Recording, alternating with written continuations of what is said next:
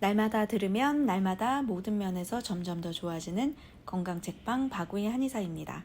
오늘 소개해드릴 책은 세계 최고의 암센터 미국의 MD 앤더슨에서 종신교수로 일하면서 미국 최고의 의사에 11차례나 선정되신 자랑스러운 한국인 김의신 박사님의 암에 지는 사람, 암을 이기는 사람입니다. 오늘은 파트 1 세계 최고의 암센터 MD 앤더슨에서 있었던 에피소드들로 구성된 이야기들 두 번째 시간입니다. 제목이 거짓말 같은 기적을 만들어낸 아름다운 사람들. 네, 여기 책에 난소암 환자분 스토리가 있거든요. 기적을 일으켜 살아난 난소암 환자의 스토리는 책에 나온 내용 이외에 숨은 내용이 있었습니다. 제가 직접 김의신 박사님께 들은 난소암 환자분의 스토리를 들려드리겠습니다. 김 박사님이 MD 앤더슨에서 일하실 때 텍사스 휴스턴의 같은 교회에 비슷한 시기에 비슷한 또래의 3명의 여성이 난소암에 걸렸습니다. 그 교회는 유학파 서울대 공학박사들의 가족들이 위주로 이루어진 교회여서 3명의 여성은 비슷한 환경에서 지낸 경우였습니다. 그리고 김 박사님이 MD 앤더슨의 동일한 의사를 소개해줘서 같은 치료를 받았습니다. 그런데 3명은 다른 결과가 나타났습니다. 한 명은 6개월 만에 돌아가셨고, 다른 한 명은 2년 만에 돌아가셨고, 또 다른 한 명은 28년을 살았습니다. 어떻게 이렇게 다른 결과가 나타났는지 너무 신기하다고 하셨습니다. 그런데 3명은 암에 대한 태도와 투병의 태도가 확연히 달랐다고 합니다.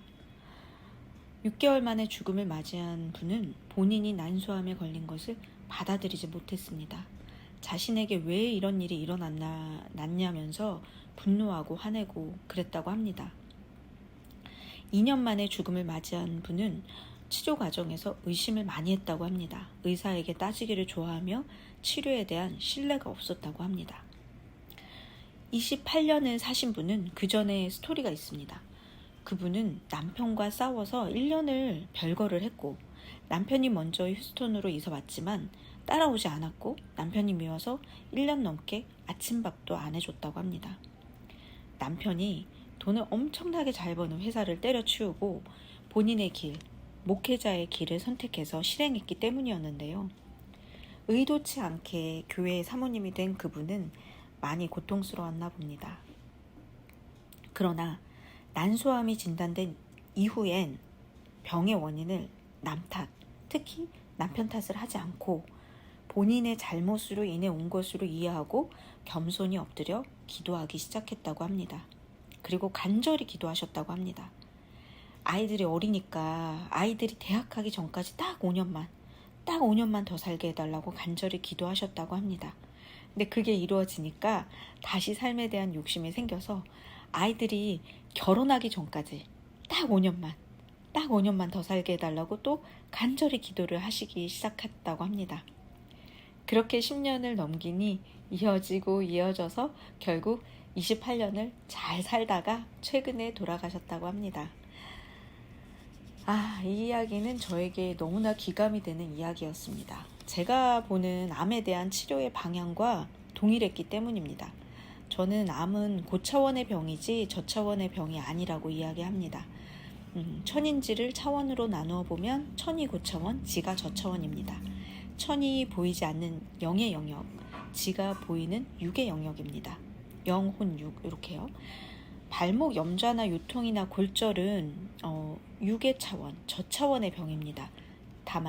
다만 육체의 피로물질 또는 근육, 인대, 뼈 손상이기 때문에 그냥 육체만 잘 치료하면 낫습니다. 기도가 필요가 없습니다. 그러나 암은 육체를 넘어서서 영과 혼의 영역까지 병이 든 것입니다. 즉 고차원의 병입니다. 눈에 보이지 않는 영과 혼의 영역까지 다루어야 낫습니다. 그래서 저는 언제나 환우분들에게 암은 기도해야 낫는 병입니다 라고 얘기를 합니다. 제가 봐온 환자분들 중에서 3기, 4기, 말기에도 회복이 되신 분들은 기도하시는 분들, 긍정적이고 감사하는 성격의 분들이었습니다. 그래서 암은 기도해야 낫는 병이라고 저는 감히 말씀드립니다. 만약 기도가 낯설다면 암은 감사한 마음을 품고 살아야 낫는 병이라고 저는 감히 말씀드립니다. 네, 다음 통합진료 시스템 의료환경 미래 비전. MD 앤더슨의 의사들은 왜 소송에서 일부러 져주나. 1년의 미국 의사 3명 중에 1명은 고소를 당한다. 텍사스 메디컬 센터에 의사가 7,000명 정도인데 병원 근처에 상주하는 변호사가 12,000명이다. 미국 의사들은 고소를 당하면 대부분 소송을 포기하고 벌금형을 받는다라고 합니다. 우리 사회는 암과 함께 가야 한다. 종교와 의학은 영성을 공유한다. 네, 요 소제목을 볼게요. 종교와 의학은 영성을 공유한다.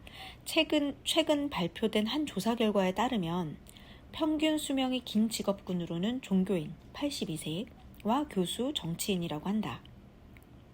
반면 평균 수명이 가장 짧은 직업군은 연예인으로 65세다. 한 조사에 따르면 암 투병 과정에서 모차르트 음악을 들은 사람이 그렇지 않은 사람에 비해 암세포가 줄어드는 속도가 더 빠르다는 결과가 나왔다. 최근에는 많은 의사들이 신앙이 치료를 돕는다는 것을 믿고 있다. 의학적인 근거가 있기 때문이다. 신에게 겸손한 마음으로 기도하며 죽음을 맞이하도록 돕는다. 이런 내적 명상을 통해 혹은 종교의 힘을 빌려 빠르게 회복되는 사람들이 있다. 종교와 의학은 서로 공유하는 영역이 있다. 서로에게 벗어날 수 없는 영역이 있다. 그것은 바로 영성이다. 이것은 곧 생의 의미를 뜻한다. 네, 이렇게 나와 있어요. 진짜 제가 진짜 경험을 통해서 깨달은 거거든요. 3, 4기 암 환자분들이 관해되시거나 호전되시는 분들이 대부분이 종교를 가지시거나 기도하거나 감사하거나 용서하거나 긍정적인 태도를 가지신 분들이었습니다.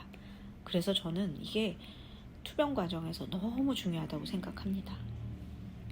네, 현재 진행형 암 환자분들의 봉사활동. 네, 이런 챕터가 있어요. MD 앤더슨의 1600명 가량의 자원봉사자가 활동하고 있는데 놀랍게도 그중 절반은 암 생존자들이다 라고 하시네요. 암 생존자들의 봉사활동이 너무 아름다워 보입니다. 박사님께서 한국 분들에게도 봉사활동을 권하시는데 생각보다 반응이 안 좋아서 아쉽다고 하시네요. 봉사는 남을 돕는 것 같지만 실은 자기 자신을 돕는 행위입니다. 자기 유능감이라는 자존감을 확인할 수 있는 기회이고요. 그리고 무엇보다 봉사를 통해서 도와주시는 분과 도움을 받는 분들 사이에 오고 가는 어떤 진실한 감사와 애정이랄까요?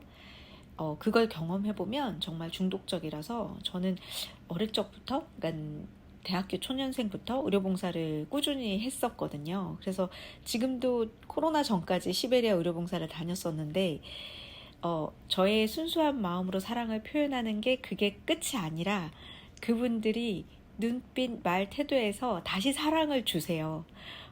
그래서 그 사랑이 꽃피우는 걸 경험을 하면 다른 데서 경험할 수 없는 따뜻함을 느낍니다. 사실 제가 봉사 가서 더 큰 사랑을 받고 오죠. 그래서 제가 받으러 가는 거예요. 받으러 봉사를 가요. 봉사활동을 안 해보신 분들은 저는 정말 꼭 해보시길 바랍니다. 기부로 세우는 아름다운 전통. 네, MD 앤더슨이 식당, 선물가게, 교수 식당 등이 다 아주 이렇게 바깥보다 더 비싸다고 합니다. 병원 행정도 기부 문화에 뿌리를 두고 MD 앤더슨에는 기업인 명함을 가진 이사의 수가 300명 정도라고 하고요. 조지 부시 전 대통령 같은 영향력 있는 사람이 이사장직을 맡기도 하고요. 이런 미국의 기부 문화가 한국도 좀 본받았으면 좋겠다고 하시는데요. 제가 알기로는 김의신 박사님께서는 지금도 모교인 서울대에 꾸준히 기부하고 계십니다. 네, 말과 행동이 일치하는 정말 멋지고 훌륭한 분을 보게 되고 알게 돼서 참으로 기쁩니다. 자, 마지막 파트 1에서 마지막 소제목이 너무 놀라운데요. 나는 죽음에 감사해. 여기선 MD 앤더슨에서 같이 근무했던 동료 의사, 방사선과 교수 겸 비뇨기과 교수였던 칼의 스토리입니다. 칼이 설암을 진단받고 절제 수술과 방사선 치료, 항암 치료를 하게 되었는데요. 언제나 대충 사는 것 같았던 칼이 암 진단과 투병 과정을 거치면서 변화되기 시작했다고 합니다. 아프기 전에는 자신의 일을 별로 사랑하지도 않았고 의사로서 실력을 키우는데도 무심했던 칼은 투병 과정을 거치면서 매사에 최선을 다해 노력했고 비뇨기과 학회장까지 맡게 되었다고 합니다. 설암 치료 후 20년 만에 다시 재발하여 세상을 결국은 떠났지만 떠나기 전에 그는 방사선과 비뇨기과 전문의로서 세계적인 명성을 얻었다고 합니다. 그의 마지막 말을 들어보죠. 의신, 나는 죽음에 감사해. 그리고 당신에게도 감사해. 처음엔 그렇게 열심히 사는 당신을 이해하지 못했어. 그런데 몸이 아프고 나니까 과거에 내가 얼마나 건강했었는지 알게 되었고 아픈 몸으로도 어떤 일이든 할 수 있다는 것을 깨달았어. 암에 걸리지 않았더라면 아마 평생 모르고 살았을 거야. 네, 칼은 병을 통해서 진정한 삶의 의미를 되찾았고 눈을 감는 그 순간까지 자신의 존재 이유를 온 힘을 다해 증명해냈다.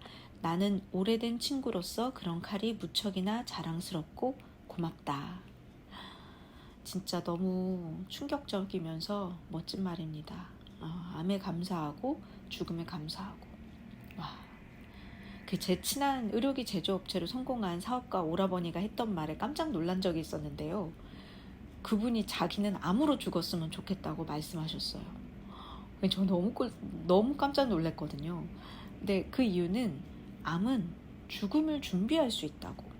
본인의 삶을 정리할 수 있는 시간이 있고 죽음은 어느 정도는 그 때를 가늠할 수 있기 때문에 본인은 암으로 죽었으면 좋겠다고 하시더라고요.